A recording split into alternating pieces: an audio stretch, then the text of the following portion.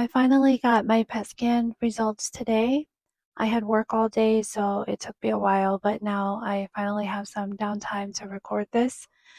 So as you can see from my title and my thumbnail that the results were not good. And I'm going to show you the PET scan results. I'm going to actually show the images while I talk about the results with you so that you can visualize it better. But before we do that, I just wanted to recap on my journey, especially for those of you that are new to my channel. So my name is Nee, and I was diagnosed with a very rare type of sarcoma called alveolar soft part sarcoma. And this was in 2016, so it's been 8 years now of me living with this cancer. And I'm still on treatment. I've been on treatment the whole time. Currently, I'm on an immunotherapy drug. It's called nivolumab or Opdivo. This is the second one that I've been on because I was on Keytruda before that. So this treatment has been a little bit less than a year. And all of my disease is in my bones and in my lungs. It started in the right buttock area as a mass, and then it spread to my lungs first, and then after that it went to my spine, and now I have it in my skull and all over my spine, my pelvis, my rib cage, my sternum, and my legs. So pretty much everywhere except for my arms, I guess. Um, and so the last 12 months has been pretty eventful to say the least. And I've had two femur surgeries as a result of the tumors eating through my femur bones. And then I just had a craniotomy for a large skull tumor that was pressing on my brainstem, and that was 2 months ago. So I'm going to be talking specifically about my PET scan results. The rest of the scans I get are like MRIs, which I touched briefly on my last video.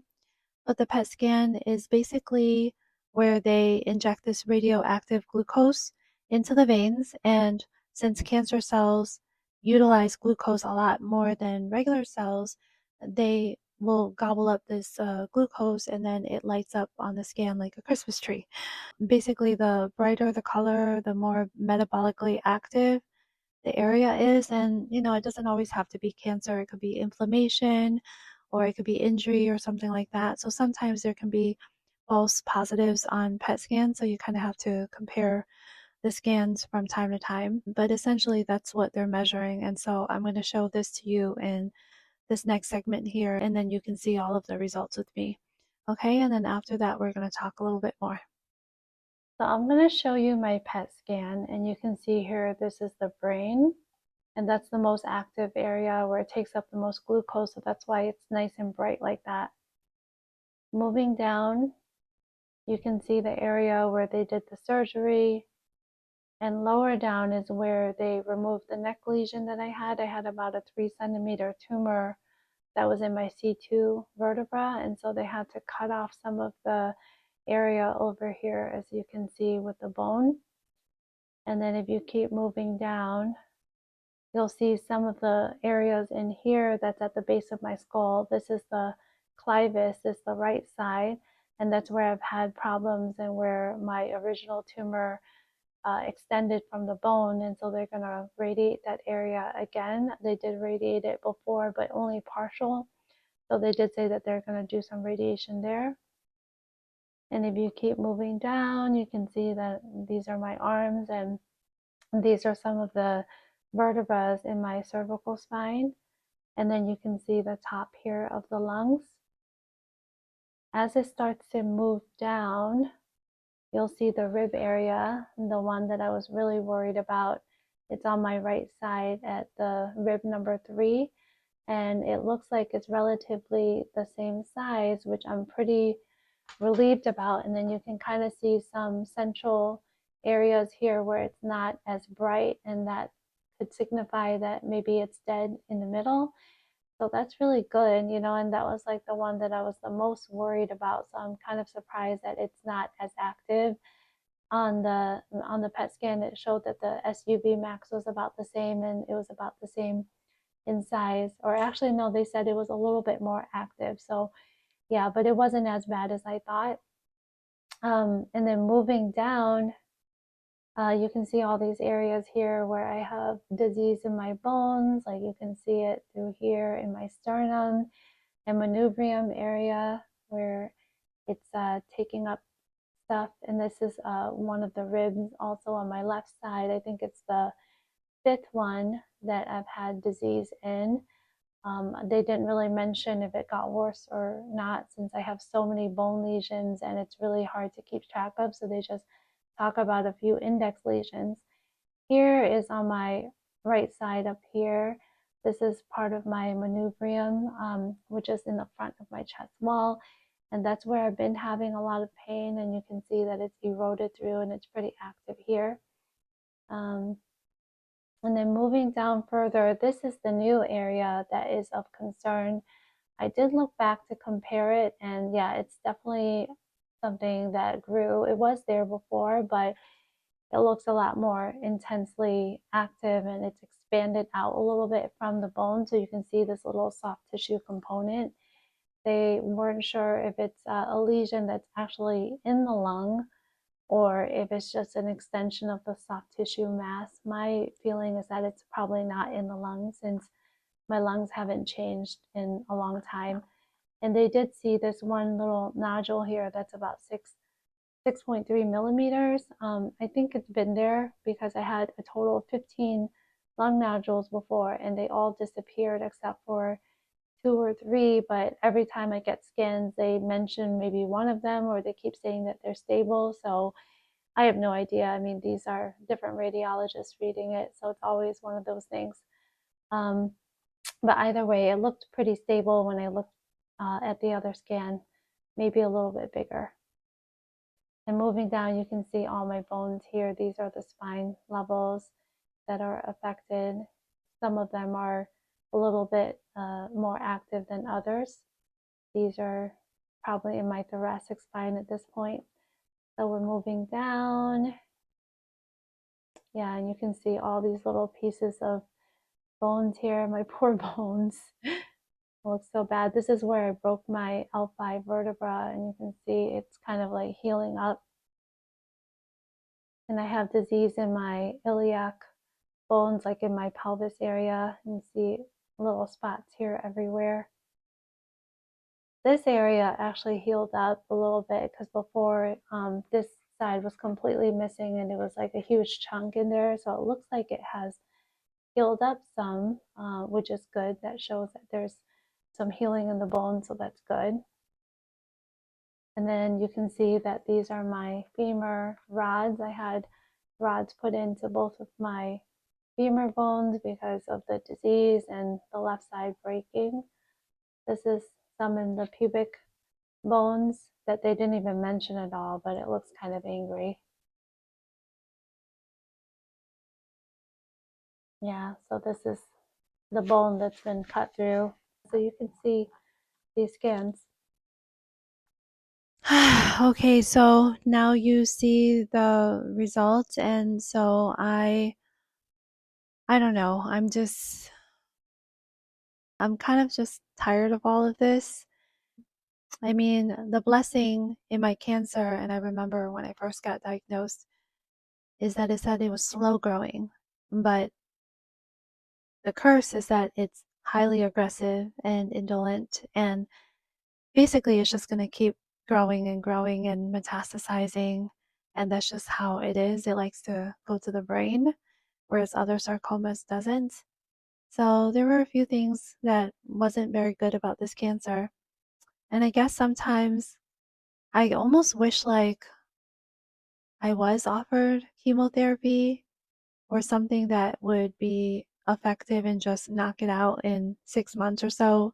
At least I would suffer in a shorter time frame and I don't have to spend 8 years trying to fight cancer. You know, it's like at this point, I think my battle is that it's a marathon and not a sprint.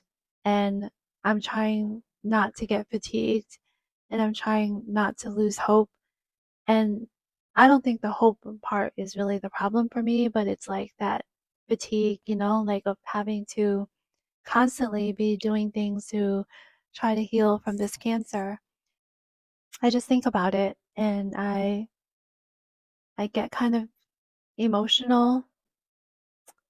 I'm just upset that I have to go through all this, but at the same time, it's like I just can't lose hope. I can't give up. And I know deep in my heart, like it's like this gut feeling that I know that I can beat this, that there is a way to heal from cancer.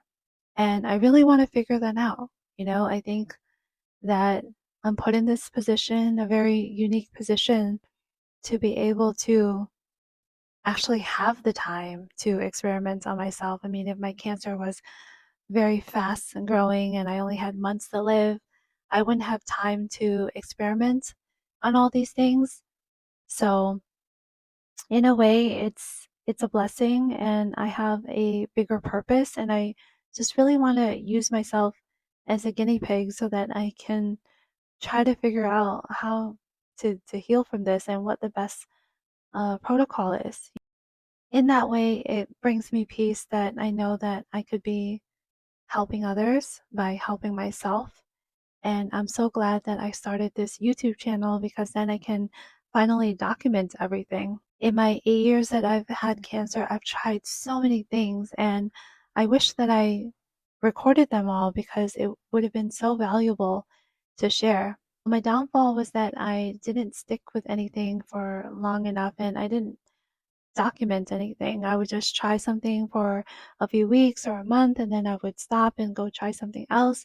And so I never really knew what worked. I mean, I kind of knew based on how I felt temporarily, but most of the time I would just revert back to how I was before, and then the cancer would progress, and then something else would happen, like I would have a surgery, and then I can't stay on my diet because it's just horrible to have to recover from surgery. It's hard to like eat really well and to be up and active and exercising when you're just like when your head has just been cut open, So I fully give myself that grace, and I am not trying to make myself feel guilty by not following my anti-cancer routine.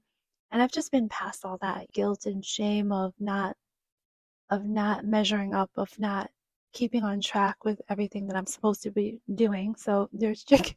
Chicken is down here again. You guys can't see him, but he's laying next to me. He likes to be on my on my YouTube videos. So anyway, I know that I'm ranting a little bit, but this fatigue is real, and I know that a lot of us are going through it, even if it's not cancer, if it's a chronic illness, and you're just fighting day to day, and your every waking moment is just spent on thinking about what's going on and having the symptoms and trying to dig yourself out of it. And it can get very tiring. I don't know. I don't know what keeps me going, honestly. I mean, I guess I do know because it's my children and they need me. They need me to be around for a very long time. And I still have a lot of things left in life that I want to accomplish. And I just know that I'm supposed to heal. I just have to find a way. Where there's a will, there's a way. The results suck, but at the same time, I wasn't really surprised because I knew that coming off of my cancer routine would surely make something act up.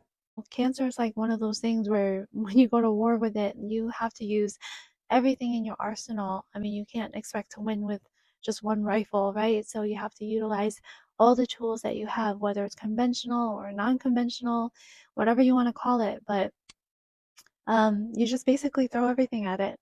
And that's my plan. I've already fasted today for 24 hours and I got myself into ketosis, not deep ketosis, but the GKI.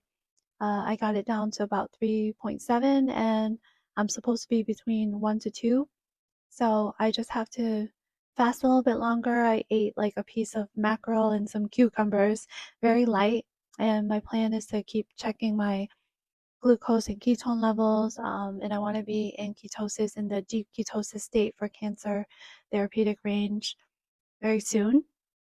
I started on all of my supplements, as you can see here, this huge pile of supplements and drugs here.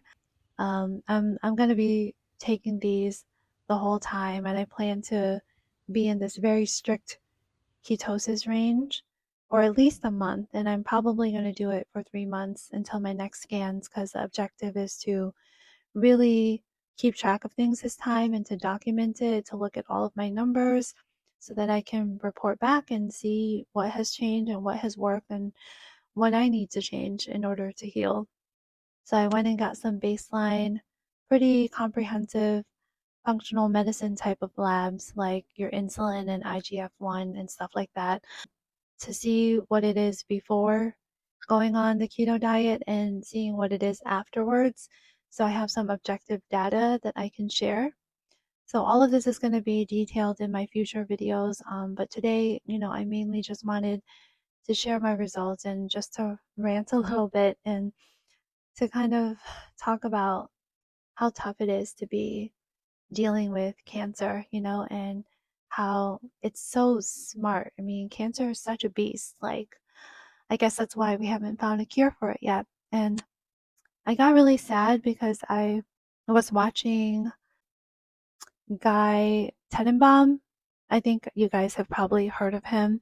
He was on Dr. Seyfried's and Dr. Berg's show, um, talking about how he healed from his cancer by doing fasting and the ketogenic diet, amongst some other things. And he had a friend named Fred, and he was also on the shows and he's popular on YouTube. And I saw him when I was researching the carnivore diet, and Fred had colon cancer, and apparently he beat it with fasting. I think he fasted for like 21 days, and then after that he did carnivore, and then he switched to a ketogenic diet with some vegetables in it, mostly vegetable juice. Last I saw, he was in remission for like 3 years, and I just saw one of Guy Tenenbaum's video, and apparently Fred died. He just passed away in January. And that just, I mean, it made me cry because he was so inspirational, and I had so much hope seeing his story. And I just don't understand, because some people, it seems like they're doing all of the right things and it seems like they beat cancer, but then somehow some of them still pass away. It's like you just never know. I mean, your days are numbered, and only God knows how long you'll live. And you can strive to do all the right things, conventional or non conventional, and you still just never know. But there's definitely something to it. There's like a code to be cracked. And I know that mindset is probably like at least 50% of it. And the other parts are the lifestyle changes. But without having a clear mind, you really just won't be motivated to do any of this stuff. And for me, my mind gets affected if I don't eat healthy and if I don't exercise and if I don't take care of myself. So it's almost like having a healthy diet and doing all that is a precursor to having a sound mind. And then that's really what motivates me and drives me to find solutions to these problems that I'm having. I have no doubt in my ability, and I have so much confidence that I'm going to get through this. And these next 3 months are going to be pretty hardcore because I'm going to be tracking everything. And I'm actually pretty excited about it, because I really needed this reset in order to kind of like get back into it. The scans definitely have given me more of a motivation to try harder because if the scans were really good, then I probably would just relax and then get back into how I was before, and then the cancer grows again. I don't know how many times I have to learn not to let this happen. So this time, I'm so grateful for my YouTube family and for you guys watching and checking in on me.